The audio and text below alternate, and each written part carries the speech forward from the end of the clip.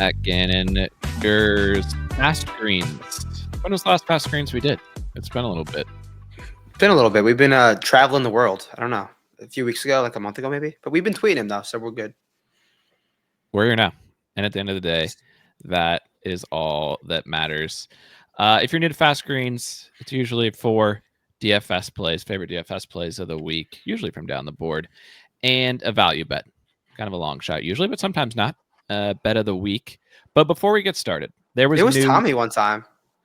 It was Tommy at RBC. I think you went to Tommy. He mixed. Yeah, well, questionable, but it was Tommy that week. But there was news in the world of golf. The other nice thing about fast screens is it's supposed to be fast. We usually only go about 10, 15 minutes at most. But sometimes there's news in the world of golf between the pod and fast screens. The news of the day, Jers, is strokes gained Greiner going to Collinsbeck. Do you have an instant reaction? As soon as I saw the instant reaction, I knew you'd be like, I knew you'd be have a reaction. I knew you'd be excited in some regards because Colin, as we know very well, is one of the strokes gained prep kings with JJ Djokovic. And from all inklings and all things that we know, JJ is a great caddy. Clearly, they haven't gotten across the line in a while. So I wonder I'm sure it was Colin's call, but I'm sure there's a lot that went into it because them two have been together for a while. Them two have been boys. So, yeah, definitely a surprise. Definitely a big surprise. I will say, as we talked about after JT's win at Harbortown, I am a strokes gained Greiner guy. I don't think there's anyone in the game of golf who has cashed more tickets for me than Greiner. I would prefer if he had stayed with JT. I know it wasn't his call. I know that was JT's call. JT had it in front of him. Ultimately, I think what I'm saying is I think JT will regret not striking while the iron was hot. I think, obviously, he's going to be a great caddy wherever he goes. I think he'll be great with Colin, but I think his impact on JT is more than what his impact on Colin is. And I'm intrigued to see how it goes. But for all the reasons we talked about with his style and JT's style, I really wish that partnership would have stayed together. I don't know. I might push back a little bit because Greiner might have so much dog. Like who knows how much dog he gave Max. He gets in the bag for JT for 1.5 weeks and pushes him across the line. The only thing that Colin's been missing is that dog on Sundays. So maybe Greiner's what he needs. Who do you think is the better golfer right now, Colin or JT? Colin or Greiner? I don't know. Greiner's the best golfer. Greiner's good. But so the reason I bring this up, I think JT's a better golfer, maybe. Well, only time will tell. But we'll never know because we can't have Colin golf with Greiner as caddy and JT with Greiner as caddy. That'd be the only way to truly test this. But someone in the Discord had a great question, and I think an interesting bit to do during a pod like this. If you could only caddy for one player, you have to decide right now, and you're on their bag for the next 10 years. And you're factoring in how much money you can make, the effort that you have to put in, because we see, the difference in, I would say right now, just in this moment, Harry is the winner of best. You make a lot of money, you're winning tournaments, and you actually don't have to do anything. So Harry gets the most right now for me in that balance. But if you could only pick one right now, whose bag do you go on? PGA Tour, I think it's a really easy answer. I think you probably know my answer. Can you guess my answer, actually? Jesper Svensson. No, close. Ludwig. Really close, actually. So it's definitely Ludwig. I just think honestly, what you said last week or a few weeks ago, you don't know what course he's gonna you don't know what course he's gonna pop on. I thought about that in regards to he could play great anywhere, and his ceiling is infinite. I'm not gonna sell you on Ludwig. It's freaking Ludwig. One of the better players in the world right now, and he's still so young. A lot of mistakes has been happening so far, but I wouldn't almost guarantee Ludwig wins a major or multiple in the next 10 years, and he's going to win a lot of tournaments in the next 10 years. So, yeah, it's Ludwig for me. If I'm factoring, and I think this will be interesting because we've debated these two players against each other, and I think they're about the same age, both high potential players. It's Jocko for me. I was gonna say a live guy at first too. Okay. Well, if we're taking the whole world of golf, it's Jocko for me because, as we just talked about yesterday, He mints money on live. No, You're only yeah, that's the working answer. 3 days. I don't even know if you need to scout the courses on live. I think Jocko's finishing top 5, whether he knows where the holes are or not. You're going to get into all the majors. You're probably going to get the weekend off sometimes at the majors. Like I still believe in Jocko mixing at some point in the future, but you combine lifestyle, traveling the world, making bank, and then also not having to do the level of grind that maybe we see for some of the caddies of the top players in the world. The JJ would be an example of that. Yeah. Austin would be an example of that. Like true have to grind to earn your keep. Maybe a cop out, but I think I'm going Jocko. No, I think that's a great answer, and I didn't know if I was allowed to say a live guy in the answer, but my live guy was going to be, or actually, this is probably my number one guy. It's Tom McKibben, young stud who is on live, going to mint money, and he also will play cool courses on the DP World Tour, and he could definitely get into the majors, and he has an in at Royal County D. So if I'm his boy, I'm playing Royal County D with him, like probably once or twice a year. So I think obviously Waco's making more money right now, and I'm not saying Tom McKibben will make more money than Waco in the future, but I think he's a great high ceiling young stud to get behind the tails of and still play some cool events. You've got Tom ahead of Pooj in your young gun live power rankings. I do. Pooj the drip might be better. I might get some nice sweaters playing with Pooj, but I'll just buy my own Malbin when I'm caddying for Tommy McKibben. And this comes full circle because I remembered what I was going to say on the podcast yesterday. If anybody listened to the podcast and I had a live take that I forgot, it wasn't actually connected to Scotty. I don't know where. This is how it connected to Scotty. Imagine you forgot again. No, I might. But it connected to Scotty because we were talking about if his career was on the line if he wins this week. What I was going to say was Jocko's win in Mexico was bad for his career.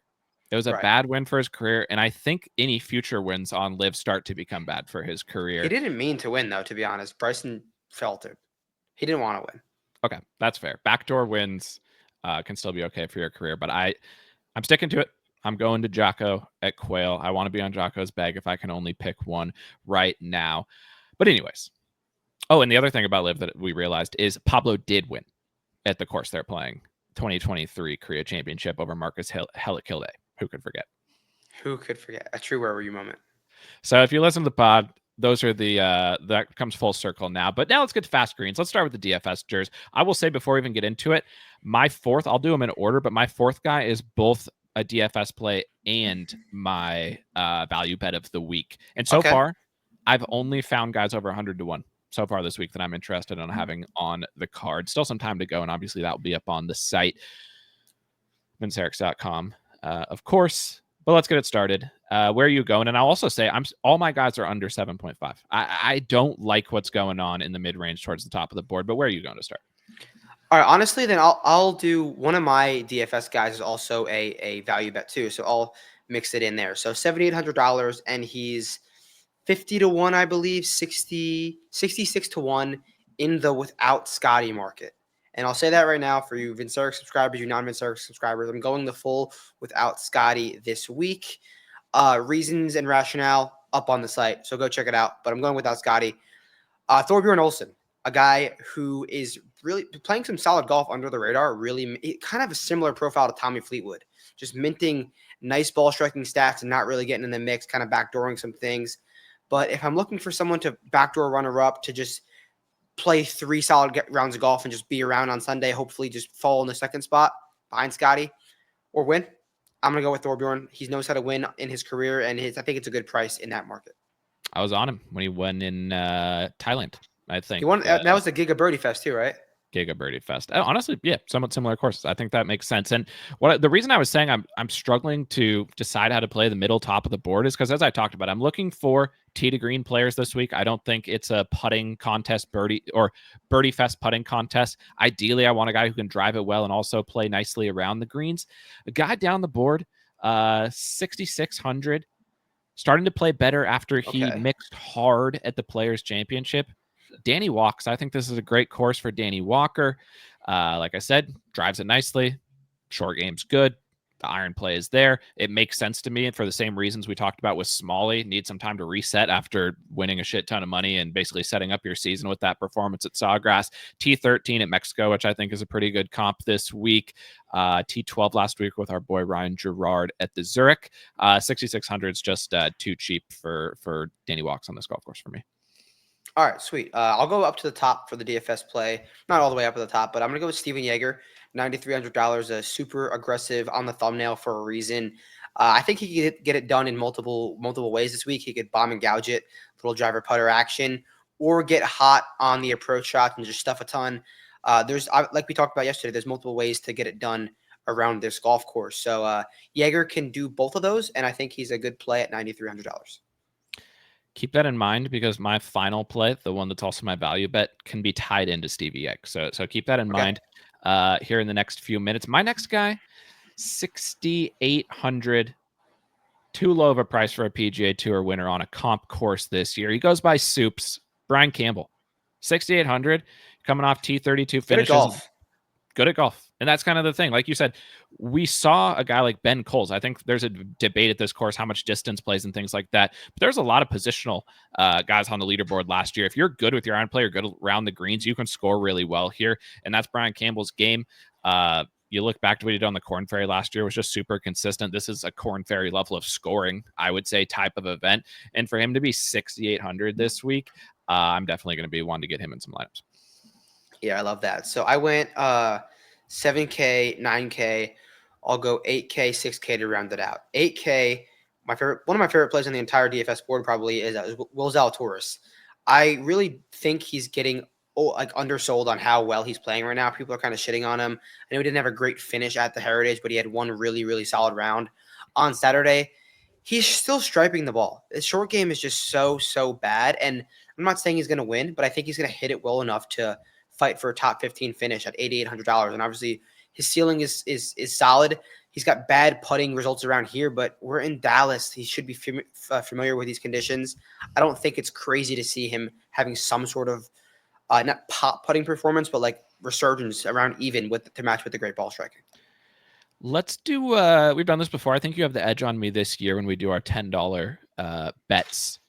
Give me a finishing position over under on Zal, because I think I was on the fence and I just minutes before we hopped on here decided I'm out on Zal this week. Not hard out. I agree with what you're saying, but I'd be curious where you'd give me a $10 over under. 25th. You could move it if you want. Would you give me 18th? Let's go 220. Let's go 20. Okay. Top 20. He's outside the top 20. I win $10. Inside the top 20, you win $10. That's a deal. My next guy, going back to I want somebody who can not just bomb it off the tee, but gain off the tee, have some accuracy in there from time to time as well. Solid short game. A guy coming off 1, 2, 3, 4, 5, 6 straight made cuts. He shot 59 on the PGA Tour last year, so I know he can go low. Hayden Springer at 7K is going to be my third DFS play of the week. Yeah, I'm in on Springer too. Well, that's another bet that I'm going to make. So if you're listening this far, both on Springer. All right, my final play, DFS play. I'll go 6K range now. Thomas Rosenmuller. He was potentially on the Viking Cup team, but we're out on Germans now. So sadly, he cannot be on the Viking Cup. But Thomas, the reason I'm going with him is because I had a PGA Tour caddy just tell me to look out for him before he got into the mix at the Corrales. And then he got into the mix at the Corrales. So the stats aren't going to write anything great. But I was told a little tip, and it worked out. So I'm just going to ride the wave with Tommy Rose. Yeah, good driver. When he at the stat level, he's a good driver. Won last year on the Corn Ferry. He's been a guy who I've was curious about coming up to the tour because he finished last year on the Corn Ferry with win T5, T64, 40, and then T2, T5. So he finished the year really strong. Strokes gained Germany. The second German on your list today, which is exciting for sure. Huge. My final guy, and I'm going to make him also my value bet of the week. Just a couple numbers that don't make sense to me. On a man who won 3 times on the Corn Ferry Tour last year, won the Black Desert Championship, which I think you could make arguments there's some similarities this week, and that's where the playing their LPGA too. LPGA comp. as well. And that ties into the Stevie Eggs because Stevie Eggs was second, obviously, there at the Black Desert. So if you like Stevie Eggs, I would think McCarty fits the bill there as well. T14 at the Masters. I think it would have made sense, that he struggled a little bit after that victory, kind of getting his feet set on the PGA Tour. He's starting to play a lot better. Top 20 finishes in 3 of his last 5 starts. Kind of good at everything. We talk about a course where you're looking for balance. We're looking for the Xander green across the board. I think he fits that 100 to 1 in the odds, 7,500 on DraftKings. I'm going to be buying what I feel like not a dip, but kind of buying low on McCarty, a player that we think has plenty of potential at this level. Yeah, I like it, Matt McCarty. And I'm sure people were wondering going into this pod, how many Germans will we list out? And we got 2. So glad we got under on 1.5 Germans. Cash it. 2 Germans in the 4 DFS plays for Jers. Who's the final play for you? Okay, so one more DFS play. I will go.